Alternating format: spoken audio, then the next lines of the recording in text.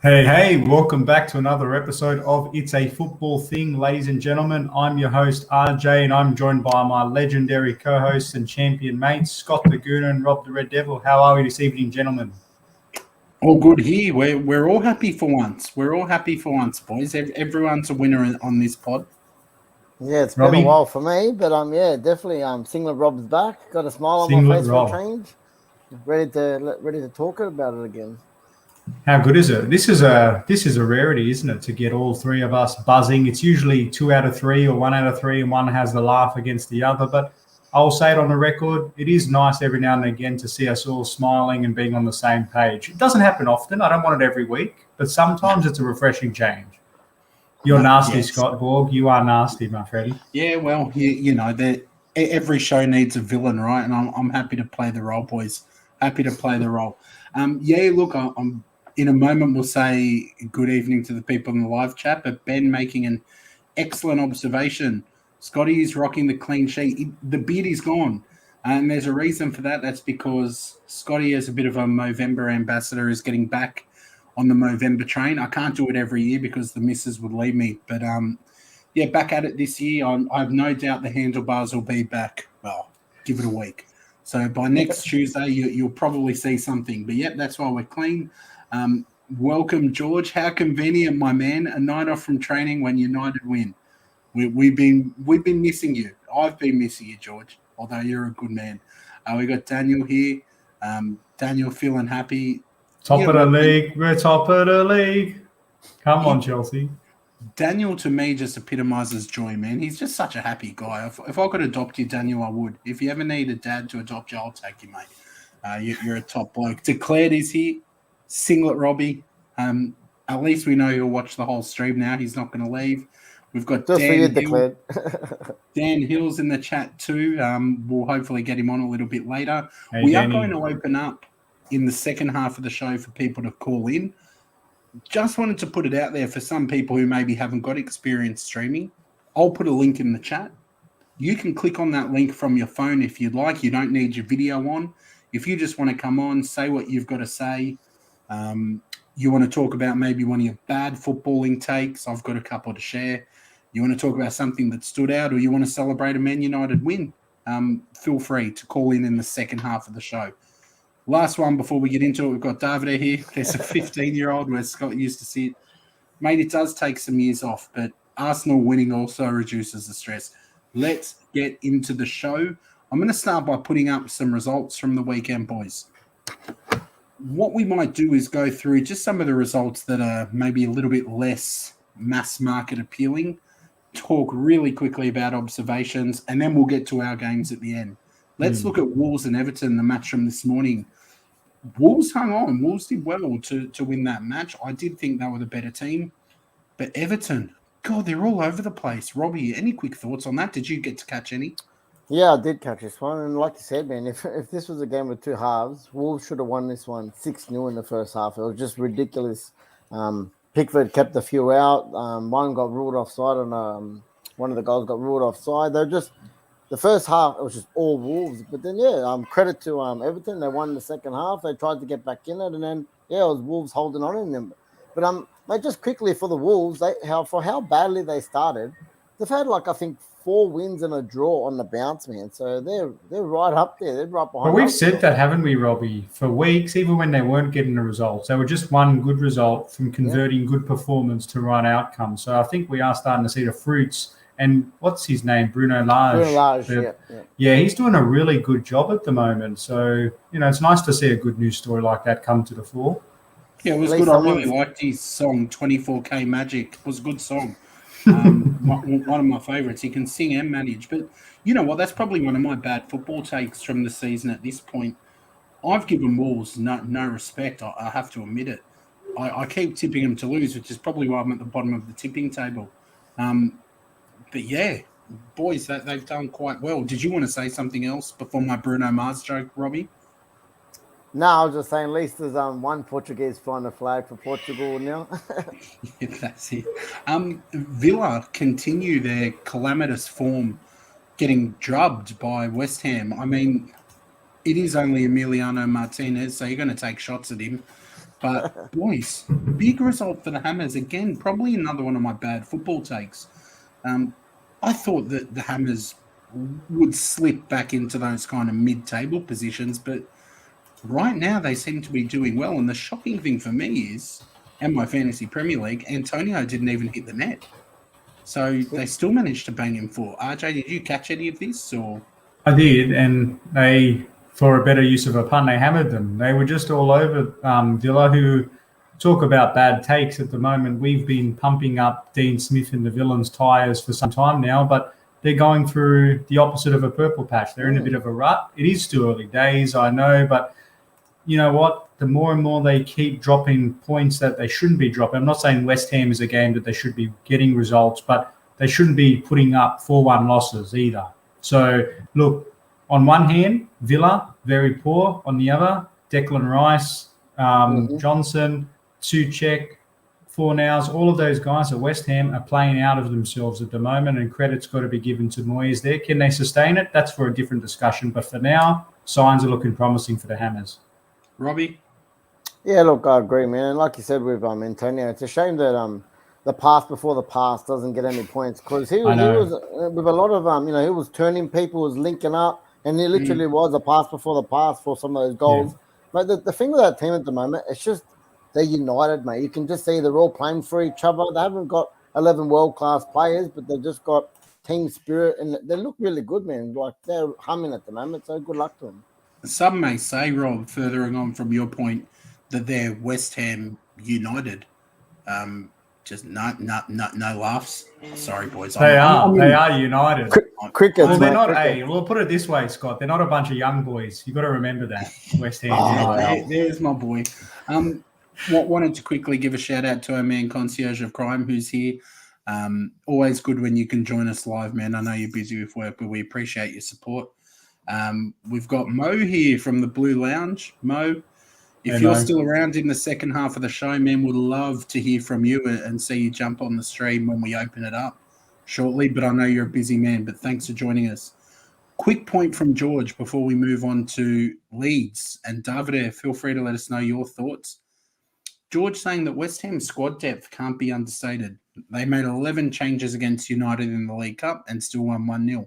They do have squad depth, and they've got an excellent manager to boot. So things are on the up for the Hammers. Let's look at this next one. Leeds finally got 3 points. Just. It was closer than it should have been. Yeah. But Norwich, what did you think, Rob?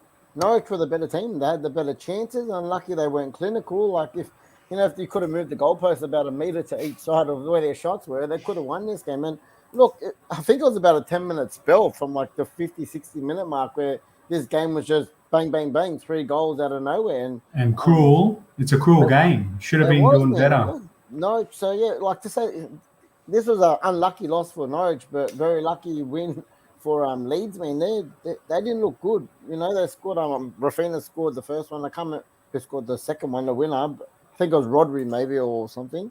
But mate, Norwich were the better of these two teams. Unlucky to get a point out of this. Yeah, Jack. Yeah, no, Rodrigo. That's right. So it was 5 minutes back to back, but the way that goal went in, it really should have been stopped. Like, it was just not a good way to win. But if your Leeds, like David said in the chat, you'll take them. They're relieved. They got the right outcome. But Norwich, I know it's not much to look positive towards, but at least they should take some heart from the fact that they played not as awful as they have been. So if there's anything, they've got something to build on performance-wise. Yeah, look, absolutely. No, I didn't get to watch this one, so I'll probably sit this out. But I will put up George's comment that Derby fans must be loving this, because that 11-point record, to me, is well and truly under threat. I would not be shocked if that's broken. Let's skip Spurs and United, because we are going to speak about Conte and Spurs and Ollie the Cat with 9 lives. We'll chat about that soon.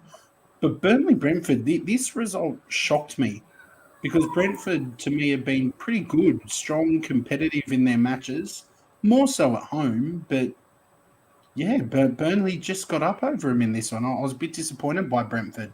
I don't know if either of you boys caught the match. I seen the goals in this one. I do have to say all 4 goals were cracker goals, man. If you had a look at the goals, but yeah, I saw as far as I've seen in this match.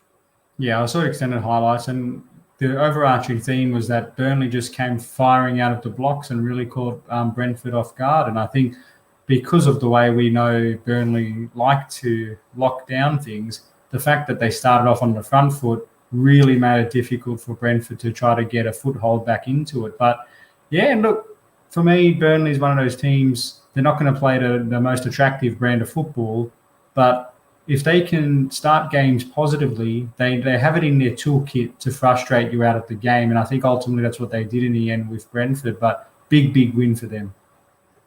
Yeah, absolutely. Let's move down a little bit. Let's skip Spurs United. Brighton Liverpool, for all the amazing things that Liverpool have done over the past few weeks, this is not one of them.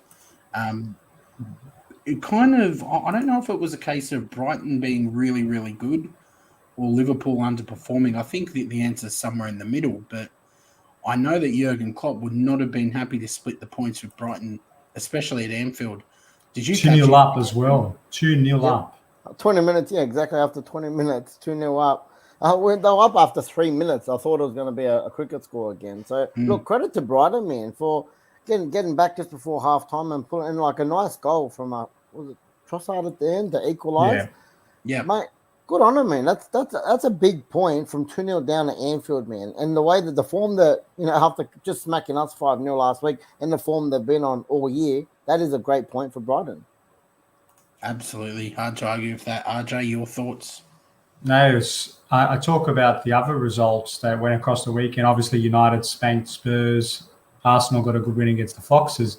But to me, 2-0 down against Anfield and coming back against a rampant hot Liverpool, that's as good as a win in my book. So that's a massive result. And Potter, again, we talked about Moyes maximising the best out of his squad.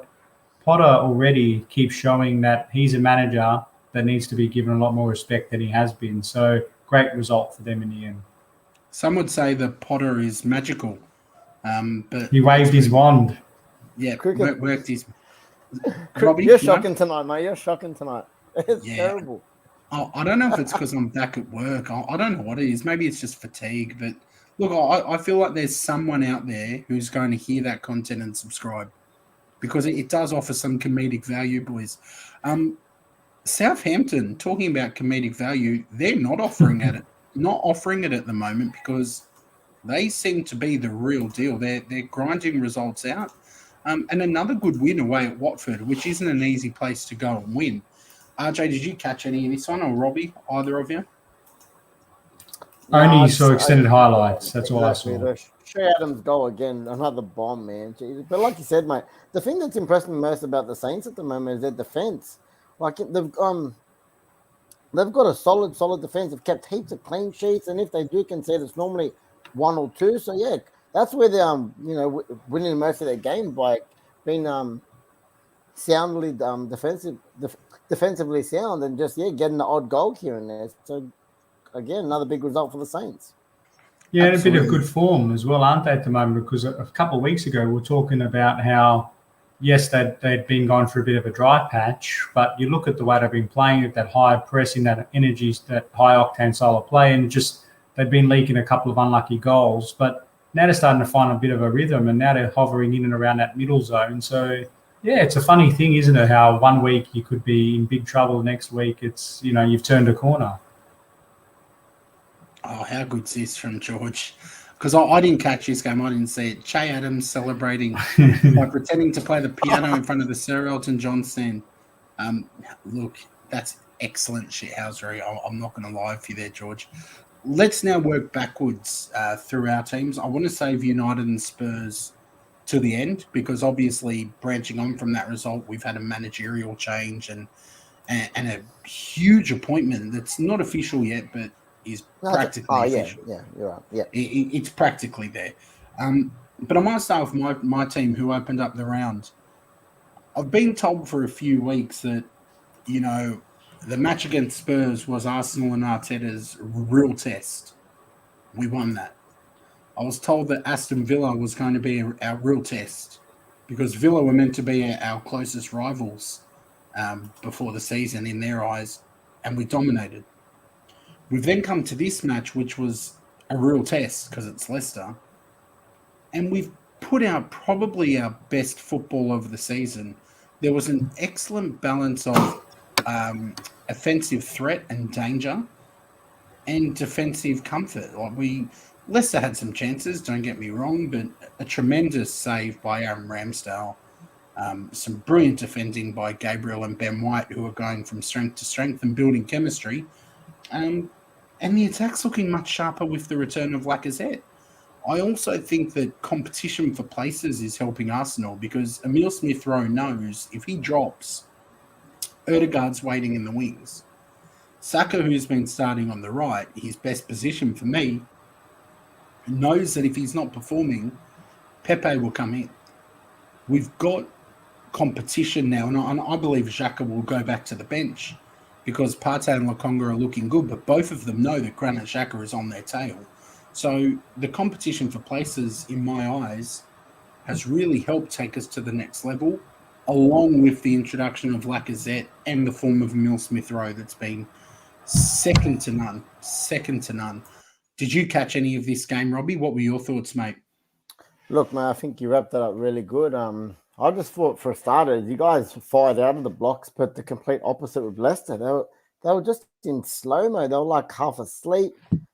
They just like I can't believe how, again, just you guys just bang, bang, bang. Again, like you said, so organized, set up defensively well, attack.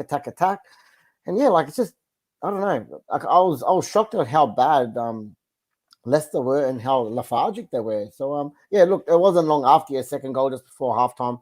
I hit the sack just because we had the 3:30 game and I had to get a few hours of sleep in. But look, from what I've seen, the rest of the highlights, you guys done really well. Like I said, a few chances for Leicester, but look, you guys are one of the informed teams in the Premier League at the moment. Obviously, besides your Chelsea and stuff like that, but you guys are on a really good run, and yeah, I wouldn't want to be playing you anytime soon. So hopefully, it's another couple of weeks till we have to play you. Your form maybe dips down. Hopefully. RJ, I want to ask you, because I know that you're a big fan of the way Leicester play football and Brendan Rodgers. We all respect them. This season dropped to 11th place. Now I know it's still early days. I'm by no means implying that this is where Leicester will finish, but hypothetically, do you think Brendan Rodgers might be getting a little bit nervy on his end, or the supporters might be getting tetchy, or do you think it's just a rough patch, they'll be right?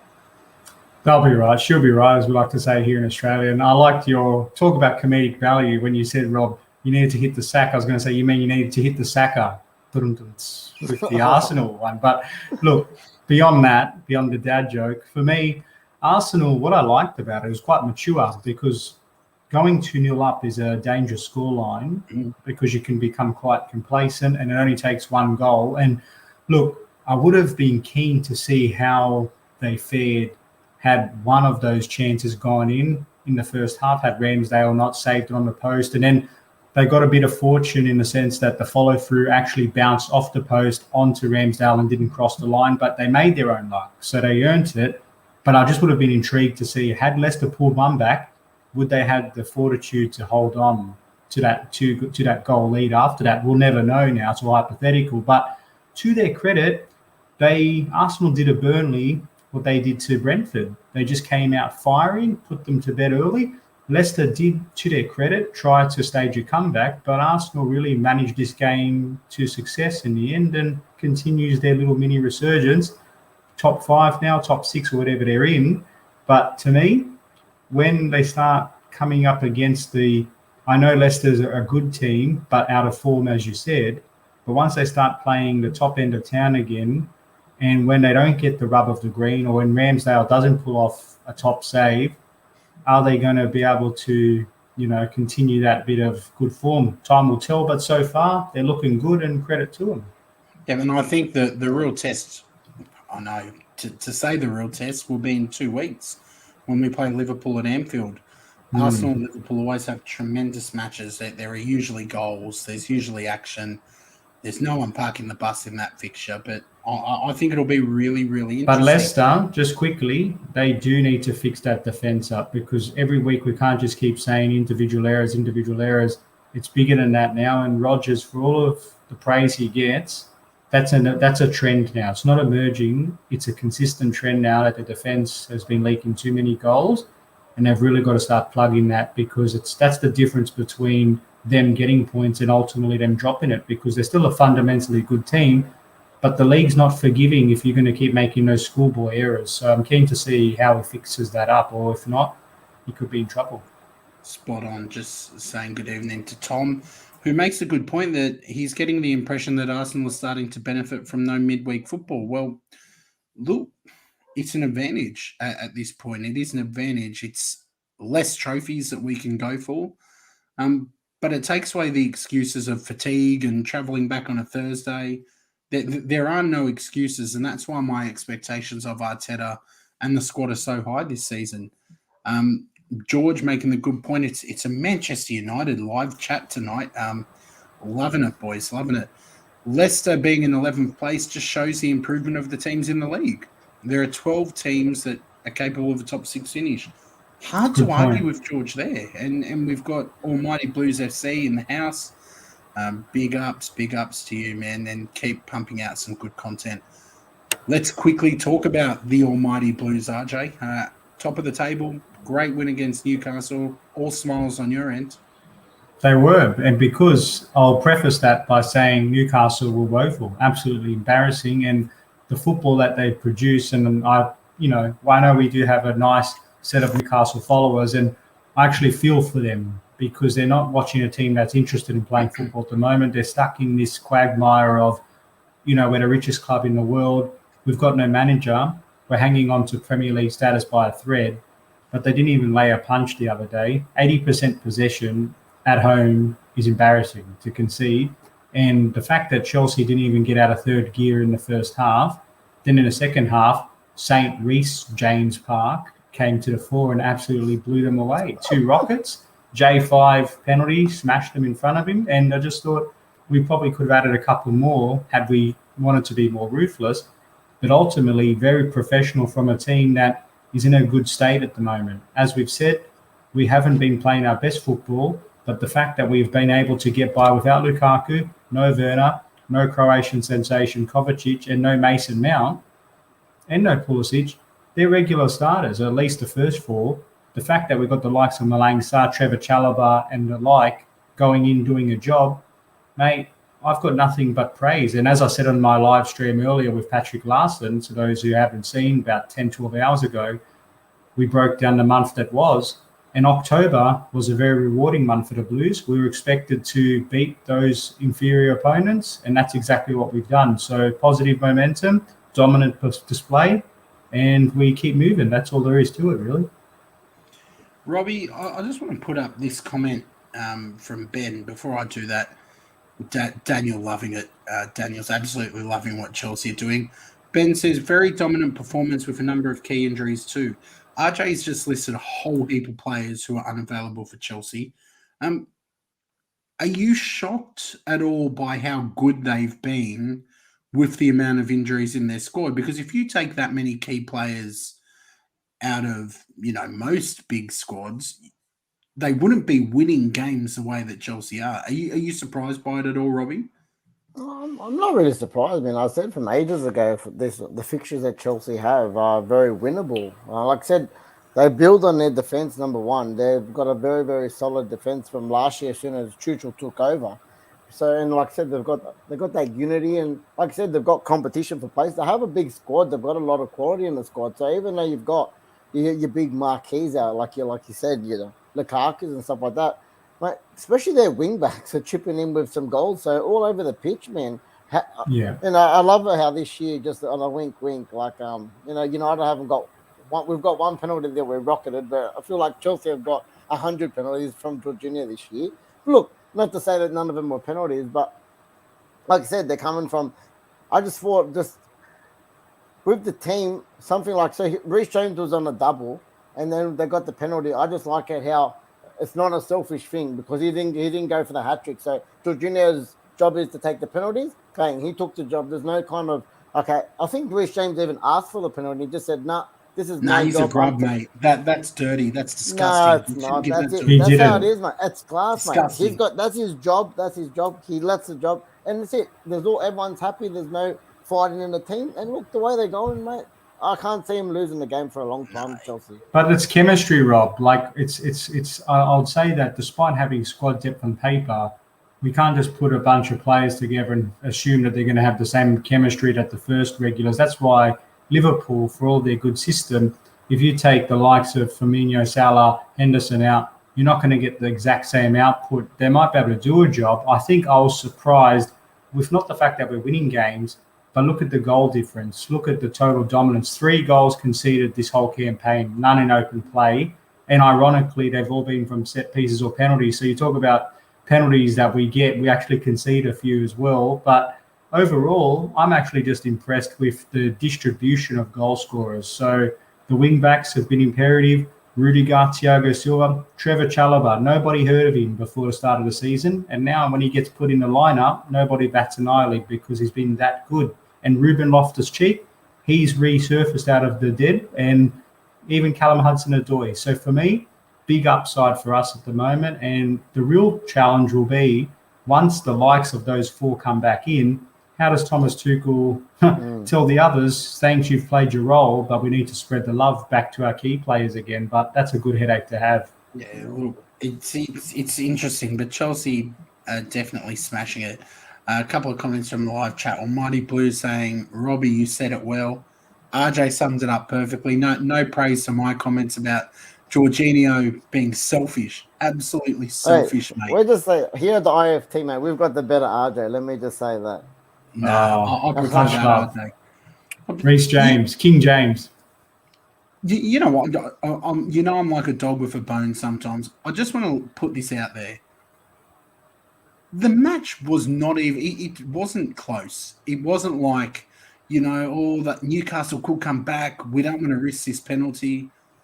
Give the young fella the ball. Let him take the spot kick and get a hat trick. No, he didn't want it, man. He told him, you can have it because that was the talk. He'll just have to take a brace and be happy with that. Nah, Jorginho, mate. This is why he's no hope for the Ballon d'Or. I hope Concierge of Prime's still here too, because I'm spitting fire tonight. He's nailed on, mate. He's nailed on. That's it. George saying that Newcastle are a bit like a dead billionaire. They've got all that money in the bank, but they can't spend it. Tom, can you guys stop praising RJ? It goes to his head. RJ's right about Newcastle. They're going to be in a massive hole.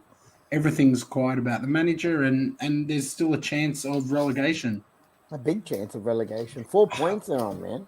I just think if it's even a reality in January, they'll just go mental. They'll go nuts. Chilwell and James combined to score more goals than anyone.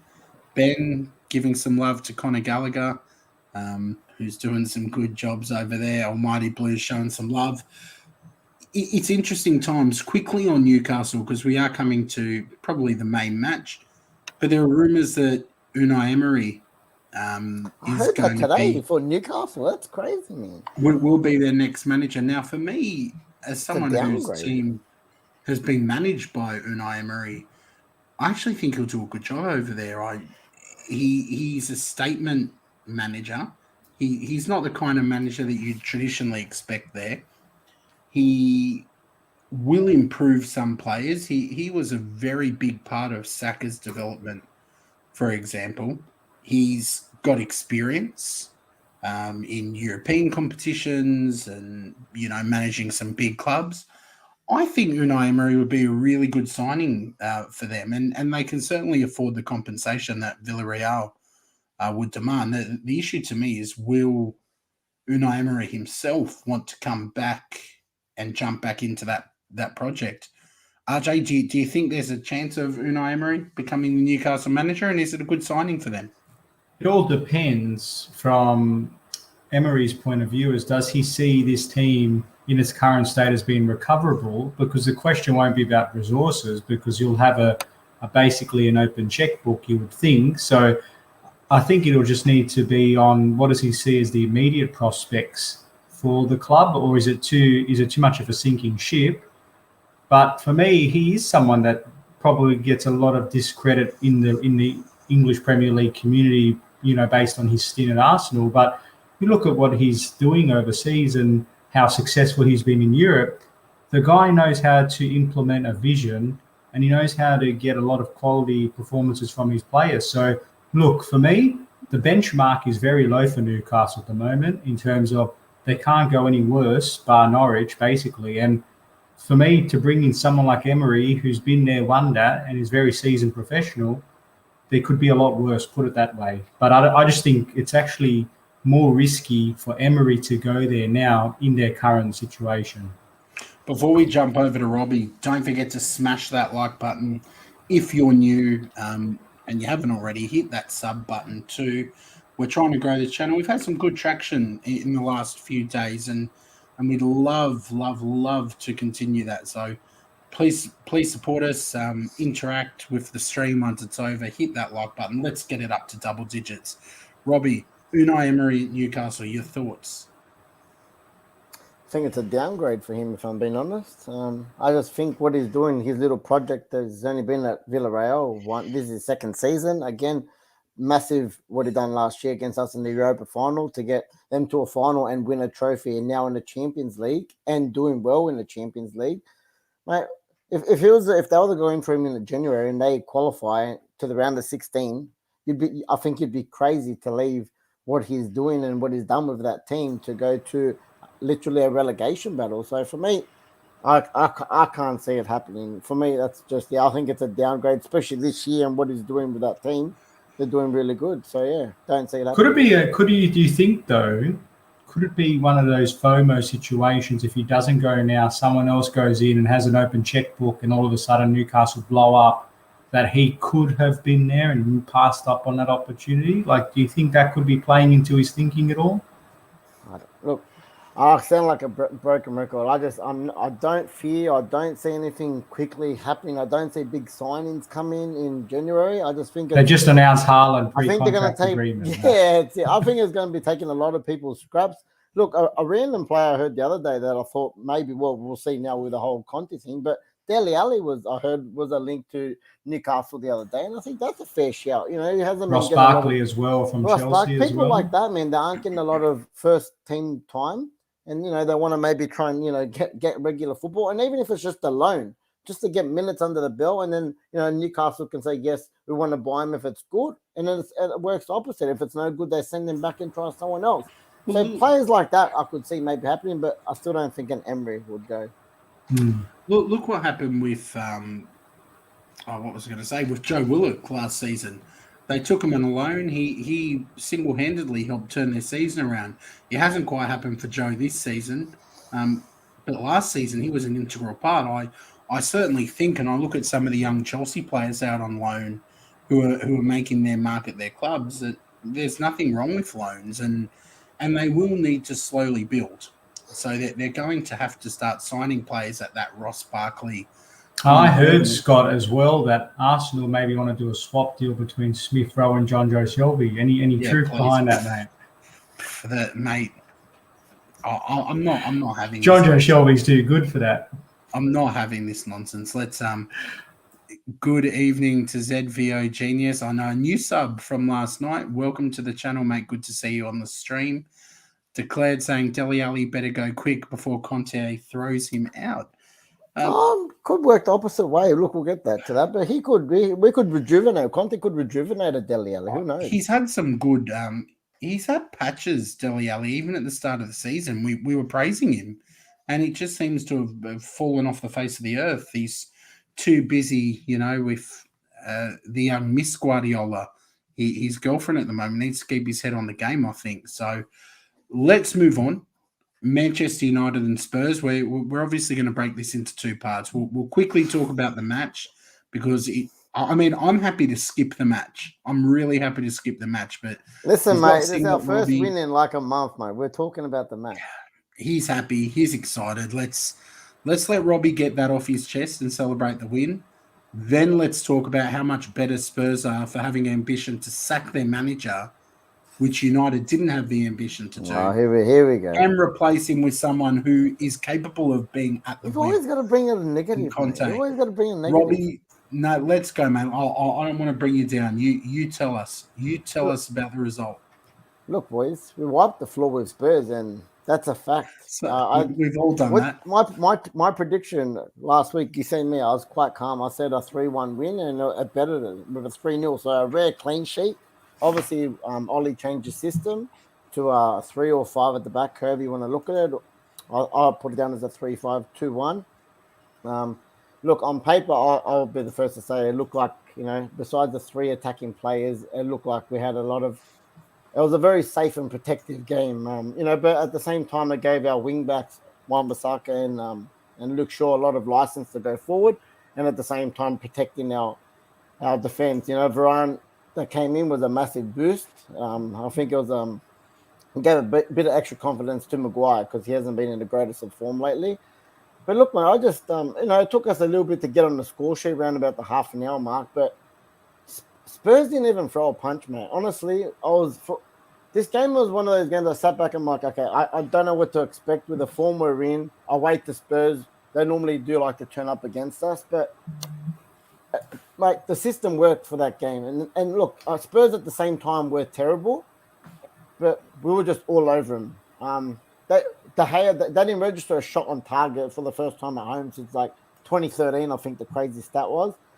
Harry Kane, I think I heard his name once the whole game. I think there was a back pass from Cavani. He intercepted and just went for a quick run down the line. He didn't even get into the box. He was literally a ghost in that game. And look, our 3 goals were just class, mate. For the first one, the ball from Bruno to Ronaldo, mate. The finish on that, you go back and look at the technique to score a volley like that. Just the ball even from Bruno was class. The second one, we had a bit of a nice press, won the ball on the halfway line. Mate, the touch from Bruno to, old school Ronaldo with a chop back, feeding it through to Cavani in a nice little dink. Mate, he went for a lot of plays he trusted, and he went for a lot of experience with Cavani and Ronaldo up top in this game. And then we had the likes of Rashford, which I think the only negative for me was the formation setup took out our wingers. Obviously, Sancho didn't get on. Rashford came on, but we didn't have a lot of width. But like I said, Aaron Wan-Bissaka this game was pretty much like Reece James has been all season. He was in the best form. He was my man of the match, Wan-Bissaka, this game. He had heaps of the ball. He was taking players on. He was getting crosses in the box. And like I said, right at the end to finish him off, the space Rashford had for that last goal when Nemanja Matic fed him through was ridiculous, and the finish was just class to finish off the game. So look, the El Sacco of Ollie obviously came up on top, and I didn't expect that Nuno to actually get sacked after that, but he ended up did. And look, that was a very, very important 3 points for Ollie and the club. Absolutely. Look, before we start talking about Conte and Spurs and where to from here, going to bring in Dan to join us. He's clicked the link that I've put on the page. I've pinned it at the top. If you want to jump in for a chat as well, if you've got a footballing take you want to share, or you want to make a comment about any of the games, or remind Rob that Reece James has more goals and assists than Cristiano Ronaldo so far. It's up to you if you want to do that. Feel free. You don't have to have your video on, but it's a pleasure to welcome Dan to the stream. Dan, our friend, how are you? Dan the man. Finally can put a face to the name, eh? How's it going, gents? Absolutely. It's a pleasure to have you, Dan. And I know you're working, before we start chatting Conte, you're working on your own podcast with a couple of mates at the moment. Just quickly tell everyone, for the benefit of the people watching, what you're working on. Yeah, Shane, thanks so much for the support, guys. It's called Asia, Another Football Podcast. It's just 3 Southern African guys talking about the Premier League, very similar to yourself. We actually have the similar split of a Chelsea fan, an Arsenal fan, and a United fan. So yeah, it's just 3 of us mates just chatting about the beautiful game in the Premier League, just putting across our passion and enjoying ourselves. Yeah, and I've had a listen. I know the boys have too. Some really good content. It would be nice to do a mashup one week with all 6 of us. Yeah, I'd love that. Dan and I will take you all on. Hey, Dan. Yeah, let's do this. Hey, Dan, let's start with you. I'm not sure if this is what you specifically wanted to talk about, but I know you'd have an opinion. Conte to Spurs is getting really, really close. It's heating up. It's all but official. Do you think, as a Chelsea fan as well, who's experienced Conte, is he going to take them to the next level? Should we be concerned? I think he is. Yeah, I think he's. I was having a discussion with actually with my mates. We were recording tonight as well, and a big debate about Conte because I believe alongside the likes of Klopp, the likes of Guardiola, Tuchel, of course, Conte is probably the next best thing, and I think he's a truly world-class manager, and he's going to really present a lot of problems for the rest of the Premier League. And it's just for me the biggest question is how much is he going to be allowed to spend to get his players, because I certainly think there are some players in the team already, the likes of Harry Kane, Heung-min Son, Christian Romero, they've just signed, who are probably ideal for Conte, but there are a couple of holes that he'll need to plug. I think he still needs, maybe Højbjerg can fit, but maybe like a Barella type of player. Maybe Which won't Ndombele happen. can be like that. But yeah, it'll be interesting to see where he goes from here. Yeah, look, and I would be personally shocked if he takes this position. And it's for this sole reason that David has put in the chat. David is saying he still can't understand why Conte would say yes when he said no in the preseason. Now, I can see you're saying it's all about the Benjamins, RJ. Do you think it's done? Do you think he wants to be there? He's been convinced, Scott. That's what's happened. So I think now negotiations have fallen in his favour, knowing that they've enjoyed a pretty steady decline despite the good start to the season. They know now that they can't afford to keep mucking around because the real Benjamins are on the table, in the sense that the lower you finish, the more that hits the balance sheet and all the global fandom, etc. They need a short fix. They need a plug. And who better than someone that's available, firstly, and secondly, who knows the rigours of the Premier League, and he's a proven serial winner in the domestic front. We all saw what he done with Inter Milan. He wrestled them free from the Juventus stranglehold. He came in at Chelsea at the time, quickly implemented his system and really revolutionised the way I play and reintroduced the fandom back with the back three. And yes, he gets criticised for his overzealous nature and his over-passionate displays, which I'm a big fan of, by the way. But he's someone that can quickly put out a fire, and I reckon really get a rocket up their backsides and get them to play a lot better than they have been, because despite their very indifferent form, there is a good group of players there that he can work with. And he would have had an agreement that, look, we want to finish as high as we can this season. Back me in the summer or in the transfer window. Not as much as what I like at Chelsea, because that's not reasonable. But I've got a good squad, but we just need a little bit of spending in the transfer window, and watch me work my magic, because you've seen me, I can do it before. So, yeah, I'm with Dan. I would be someone that's very nervous if he is to sign a dotted line. So watch Tottenham in this space. It's notoriously hard to sign players in January, though. You don't see big deals go down in January often. And Spurs are notorious for not spending big. They're in a new stadium. As someone who's followed a team during a new stadium move, I know that it puts a strain on the finances, but I do wonder if they pulled the trigger on Nuno a little bit too early. Robbie, what do you think? Did they pull the trigger too early, or was it the right time, and is this the right man? Yeah, I think they could have possibly pulled the trigger a bit early as well. A bit of a knee-jerk reaction. Look, he started the season, as we all know, pretty decent. I think after the first international break, he was on top of the table. He's had the whole dilemma with the Kane, which has been a big down for him. Kane hasn't been firing. He's had all the media for the wrong reasons this year.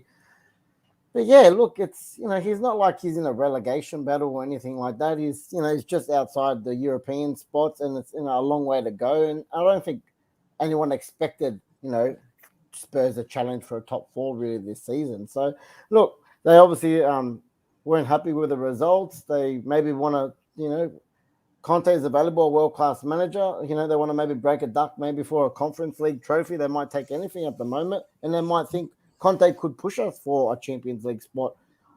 He has to be getting money in January, because Conte would not be going without getting money. I'm telling you, like in Daniel, we all know how Daniel Levy is. So for him to be 1 minute, look, and as Fabrizio Romano said, if the United job came up, he was okay. There was no contact at all, but he was more than happy. If Ole was to go, he was happy to come in. That didn't happen. So Spurs have gone, hey, We're not happy with the situation. I've heard that he's going to be on something like 475k a week. So the dollar signs are definitely going to be helping him for, if he goes there and succeeds or doesn't succeed, he's going to get a nice, pretty paycheck at the end of the day. But look, there is, like what Dean said, a couple world-class players in there. And with Conte, mate, he could buy a couple players, I'm sure, will come in from Italy, and he could shoot up the ladder before we know it. Who knows? Well, boys, you all raised some really good points. Spurs are Spurs. They're still Spurs. Someone said in the live chat, it was Tom. He said he's a great manager and he doesn't want to downplay it, but Spurs are still Spurs. Kane still wants to go. The money's still going to be tight. And I really feel like that Harry Kane conundrum has brought a lot of toxicity into the dressing room and the club. Even amongst supporters, you'd have some who think he should be sold, some who want to keep him. Dan, do you think Spurs can redeem this, or do you think maybe they're too far gone? Because the Harry Kane situation is going to be a real big problem. Yeah, it's a weird thing because Conte is not one who's really walks into clubs mid-season. It's not something he's typically done. He likes to have a summer to try and input his fitness regime and get his club and his team playing the way that he wants them to play. And particularly for Spurs, I think Nuno has played a back four and a back three, mixed and matched a couple of things. So Spurs have the personnel to play the way Conte does. But something that's I find quite interesting with respect to Conte is the fact that at Chelsea he had the bones of what was a world-class team that had won the title the season before. Okay, they essentially took a season off, as many people say. But that's not replicated at Spurs. He doesn't have that at Spurs. At Inter, he took a season essentially to build up this rapport of sort of a winning mentality, as it were. They got to the Europa League final. They didn't quite make it over the line, but he was able to bed in over a season. In the immediate term, I honestly don't see Conte having a massive effect this season. I think you'll start to see the real Conte effect from perhaps next season. Immediately, they'll improve, obviously, but I don't think that they'll be necessarily challenging for the title this season. Oh, no.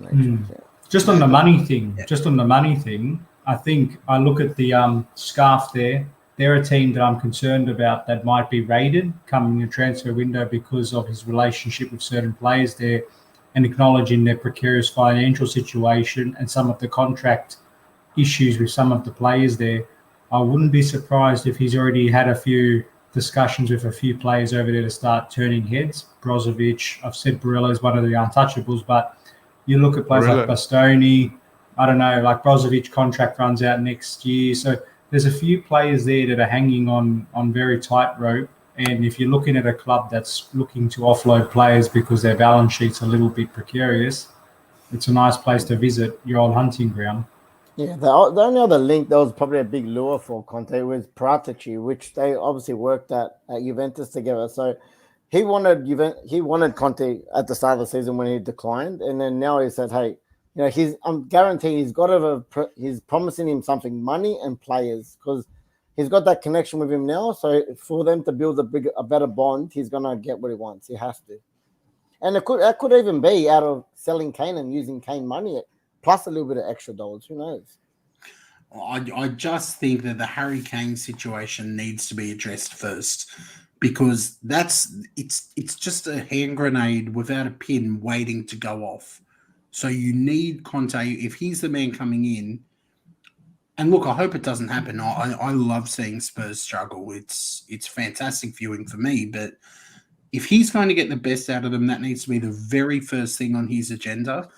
I would probably be speaking to Harry Kane before I even take the job and saying, look, mate, if I come in, are you buying in or are you going to make my life difficult?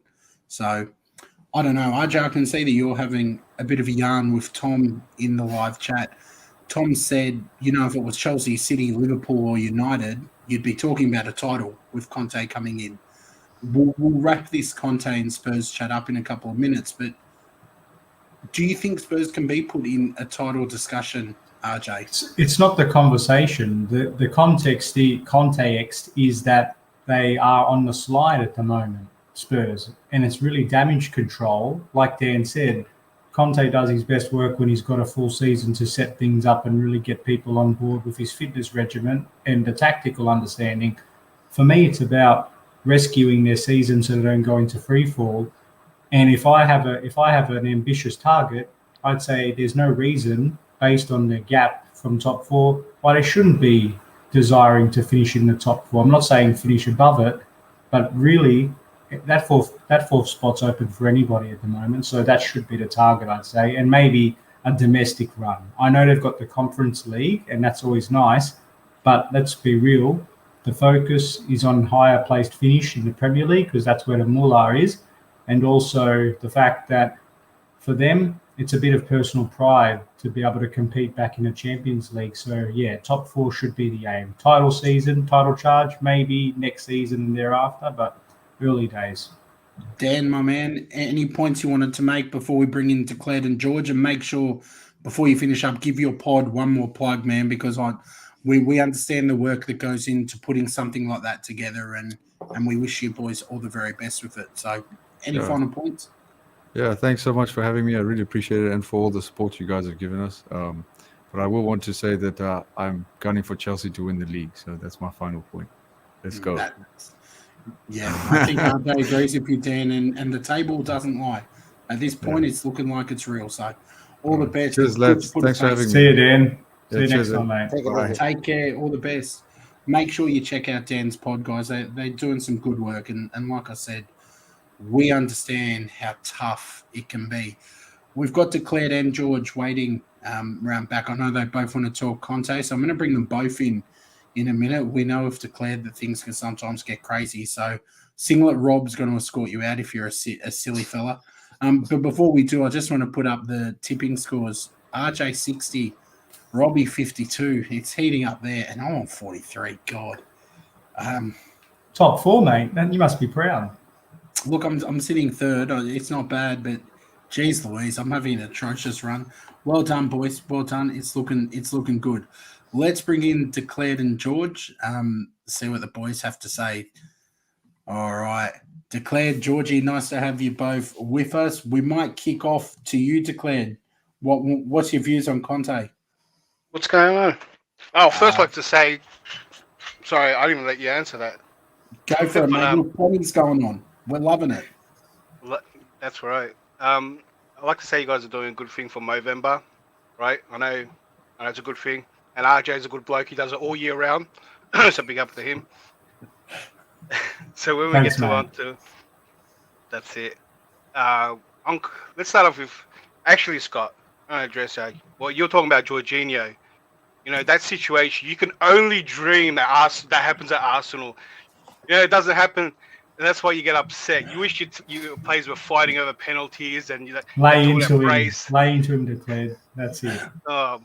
It's a dream. That's why he had to go. Yeah, RJ. That's why he's having a go. Hey, don't hate the player. Hate the game. That's right. Boys, I love the bants. I do love the bants. It's all fun and games, but I want to talk Conte at this point. I really want to talk Conte. You tell me what you think about this, Declared, because he's managed your team, and then we're going to go over to George. I actually, while he was at Chelsea, what he did at Chelsea at the mid-season, I hated. Right, what he did to Costa. He also brought in an agent. He was ready to go. That's the kind of person Tottenham are getting. Explosive, right? He could. What he's going to do with Kane now, and this is what you got to think of. You nailed on the head, Scotty. It has to be Kane issue addressed first, right? And it's almost a win-win because he could get a tune out of Kane, and it's already a way improved team.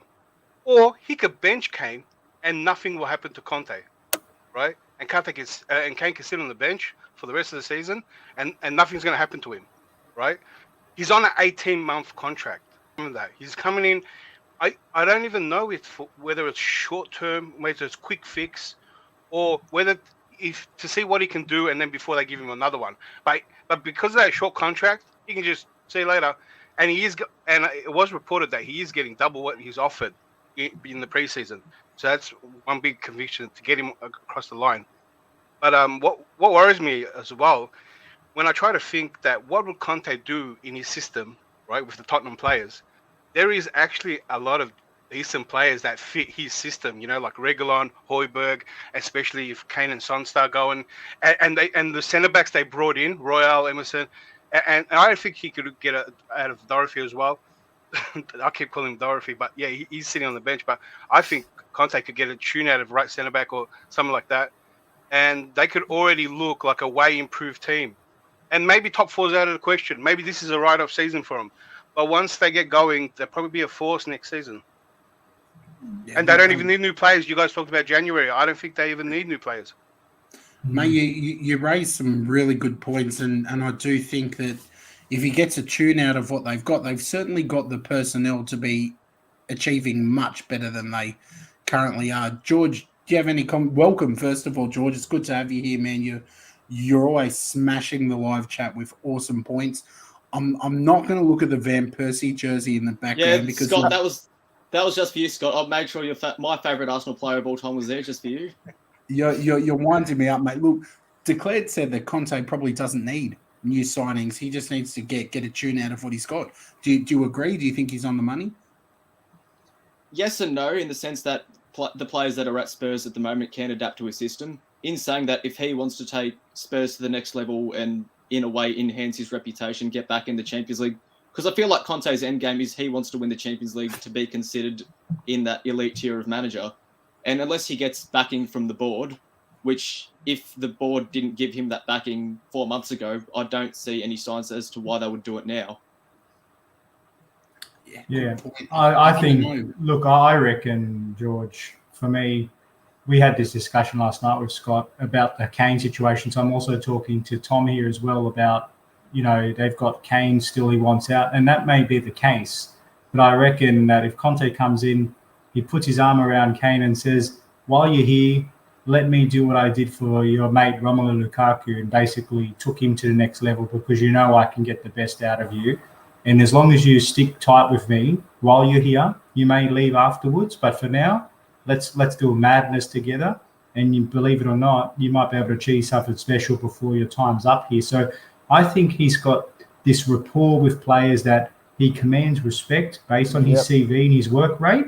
Even if it's short-termism, and Declared, this is my point, it might be an 18-month contract, but even if you've got a 5-year contract, we know how the world works. 3 bad results, that means absolutely nothing. So length of contracts means zero to me, in my opinion. But what is fascinating to see is how do players, not like Harry Kane, who's ridiculously out of form, but players like Dele Alli respond? How do players like Ndombele respond, Bergwijn? These are the sorts of players that when I saw them come to the club, I'm thinking they're building a pretty, not a formidable squad, but a team that is going to cause a few headaches. So I'm really interested to see European glory, like you said, George. That's what Conte's missing from the CV. But is the priority for them to focus on that? Or is it really just getting credibility back in the Premier League this season with the view of let's target the transfer market knowing that Kane is still on the knife's edge and then reinvest for Europe thereafter? Because let's not forget, not so long ago, they were in a Champions League final. Robbie, what do you think, mate? Like we've heard some really good points from Declared, from George, from RJ. Where do you sit with this? And we might kind of wrap up this Conte session with some closing comments on that. And then I want to ask George a question about Man United before we let him go. I can't let him off the hook. But Robbie, what are your kind of closing thoughts on it? Look, personally for me, I'm a bit shattered, bro, because me, I'm a big Conte fan, and I thought that at the start of the week we were going to be welcoming him in right now. Look, I think he's a serial winner. I think he's a world-class manager. I think, again, he's very demanding and very explosive, as Declare said. And like I said, with people like Harry Kane, he's gonna have the situation of a Diego Costa in the first season, say, hey, sit down for the rest of the season, perform, and then do what you want, or it's going to be like a Icardi at Inter, mate. And, he didn't take no crap. Icardi was captain over there. He was the man. Mate, it wasn't long before he was shipped overseas. He bring in Lukaku. And, look, when these players respect him, he gives the respect back, and he will put his arm over your shoulder over there. But, look, mate, like I said, for me, he has to be getting money because we all know, mate, he doesn't do anything without money. And for him to even, we all know as well, he doesn't come mid-season on a project. So unless they've said, look, FA Cup hasn't started yet. We might get you some players there. Go on a bit of a cup run. Like I said, he's got the Conference League. Again, I don't think that's too important to him. But if he can even get into one of those European spots, or just getting the team and the crowd back on Tottenham's side, because, mate, that's the worst thing I think that killed Nuno was the crowd, mate. They got booed off on the weekend. They haven't really adapted to him. They didn't even adapt to Jose. So it's just been 2 managers now in a row that they've lost the crowd, considering when they were humming under Pochettino. So I think that he's going to bring passion back to the club. I think he's going to bring stability back to the club. And I think once the crowd is back on his side and they're getting results, I think it can be a positive for the Spurs. Again, I don't think top 4 is going to be very easy to get this year because they are a bit back, but anything's possible, mate. Once you get on a run, we all know what happens. Declare, before we go over to George, just give us your final comments, mate, on the stream about the Conte situation, what the future holds, and just quickly as well, tell the people why Jorginho shouldn't have been greedy and should have given that ball to RJ. Go on, matey, wrap it up there. He should have gave it to this RJ. Would have been happy. That's all I can say. I reckon. Just a quick point, RJ. With the short contract, what I meant was that he probably might not see himself there for that long. Not that they want it. Like we got Tuchel on an 18-month contract as well, so it's a similar thing. But I think Conte, if he doesn't see a long term, he might leave for the next big team that comes along next year. You know what I mean? He might do an okay job here. Yeah, and then just go, all right, yeah, this big club with all these resources that I want, then go. But the other 4, I got to praise Oli this week. I got to praise Oli. What a genius this manager is, bro. He gets contract extension. Just clip that. Not only part. All right, Singlet Rod's taking you away now, mate. That's it. You've had your time. He gets Nuno sacked. Then Conte Show becomes the favourite, gets signed. This guy, and then he's out of the race for Man United. Genius. That's what he's a tactician. On a different level. Mate, we always appreciate your contributions and your loyalty and support. Take care, my man. Have a good one. Georgie, we are going over to you. I do want to ask legitimately, and I'm not being, I'm not trying to wind you up. I'm disregarding the Van Persie jersey, and I'm only asking because I've only heard Rob's thoughts on this. Would you have been happy for United to have sacked Oli and put Conte in? Do you feel like you guys have missed a trick? Personally, I don't think Conte is the manager that United's DNA would traditionally accommodate. There's no doubt he's a great manager, but then again, there's no doubt Mourinho's a great manager. There's no doubt Van Gaal was a great manager. It's just that the DNA of the club just couldn't accommodate him. And the one thing that I will say is, though, if we did bring Conte in now, the squad is ready for a short-term manager like Conte. The ingredients are there. So if there was ever a time to bring in a manager like that, now would have been it. However, in saying that, the risk is it's not the guaranteed success that all the Conte in, Ole out people on social media are making out. Conte would just be one manager out of 3 other elite managers in the Premier League, the others being Klopp, Tuchel and Pep.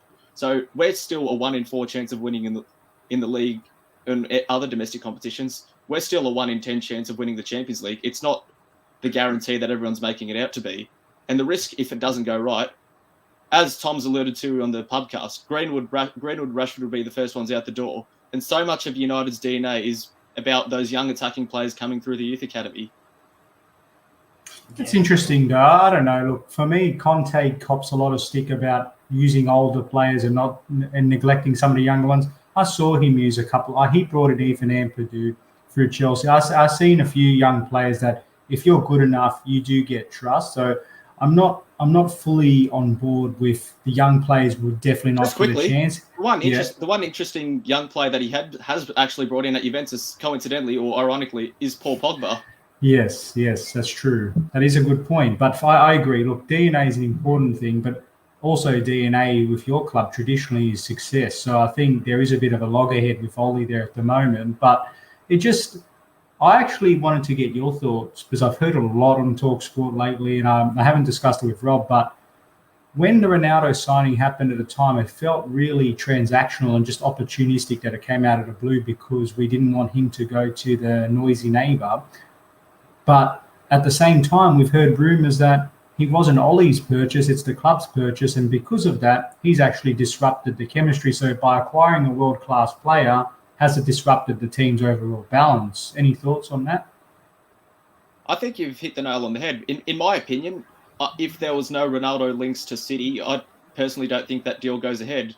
In my opinion, that's the Glazers trying to protect the brand name of the club off the field, because in my opinion, United will never, should not and will not ever be overtaken by City off the field. But if they were to take away our club legend, the kids of today or the next generation of supporters all of a sudden view City as the bigger club in Manchester, and it's hard to say rightfully not or rightfully so. It's hard to disagree with them. George, is it a little bit to you like when Man City took Frank Lampard and turned him into a player of importance and significance? Like, because I'm thinking about that, and he became a club legend in one game. That's all you need at City, though. One game. That's all you need to be a club legend at City. So fair play to him.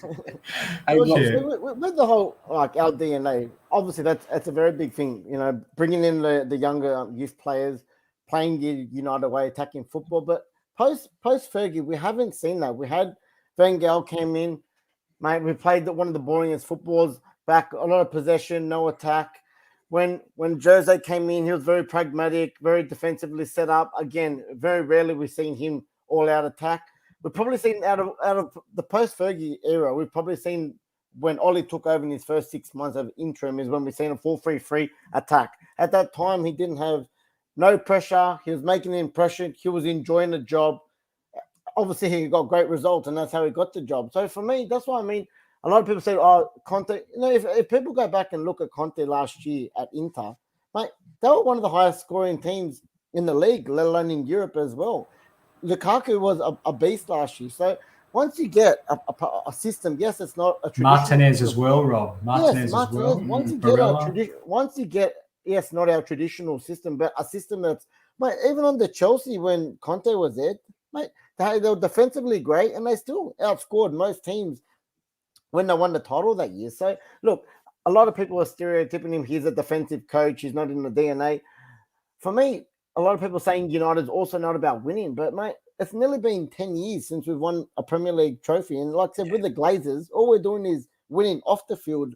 We want to win on the field as well. And I honestly think that Conte would have it wouldn't have been a guarantee, like you said, a 1 in 4 chance. But I still think he would have been sitting up there with a caliber of your Pep, of your Klopp, of your Tuchel now. And like I said, Ollie's done great things for us, but I don't think he'll get to that spot right now. And if now in the next 2-3 games or possibly more, if the results start to nosedive again, what happens? Zidane's already said, I don't want to be linked.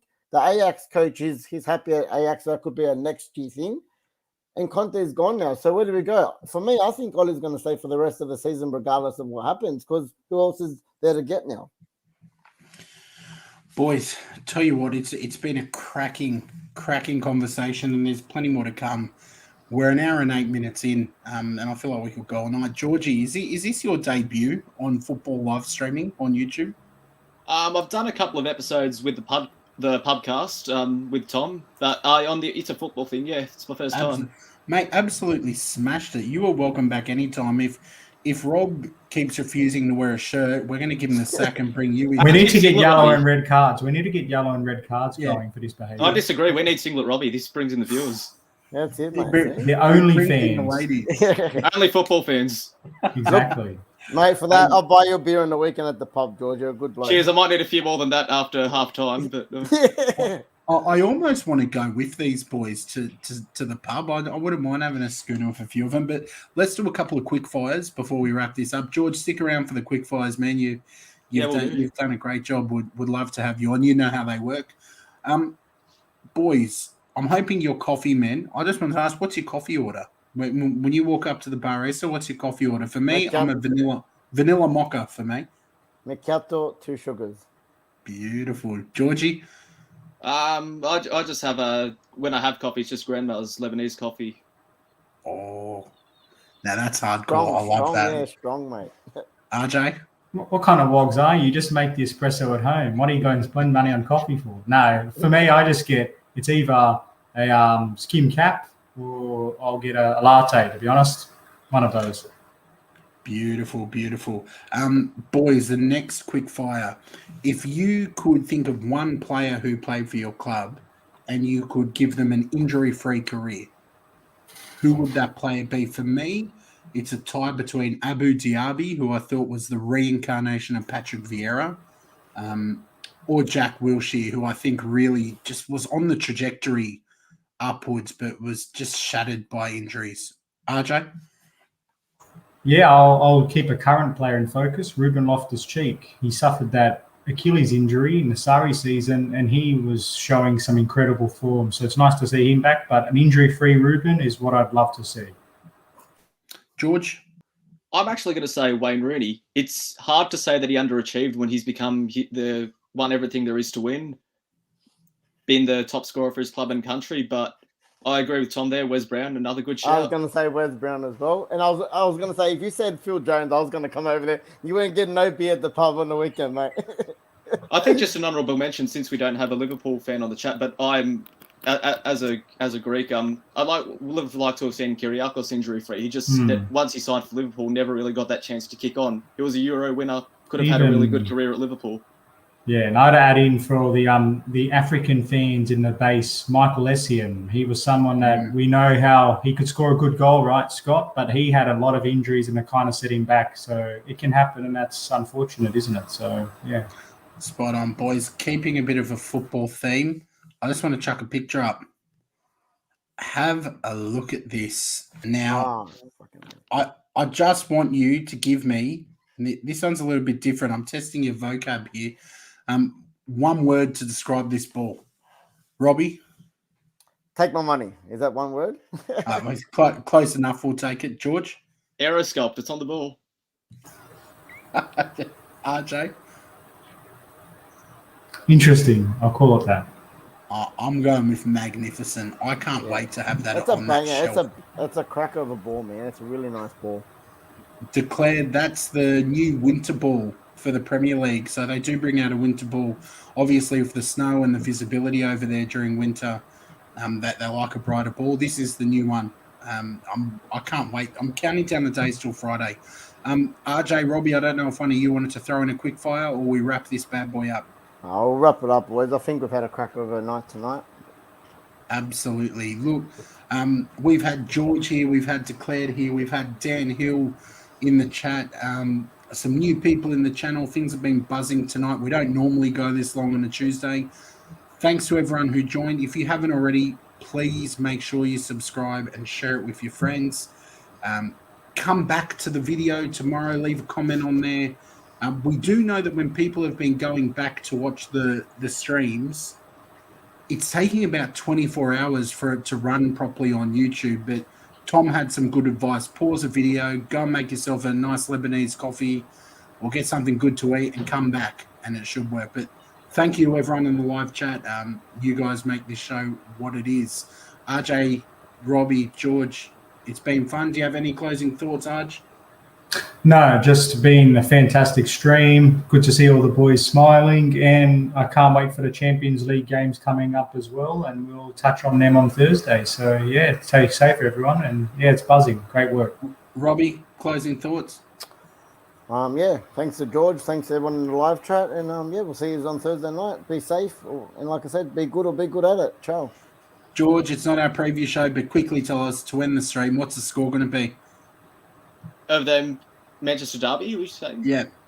I'm going to be very optimistic, say 2-0 United, and hopefully that's followed up by Greece having a good international break for once.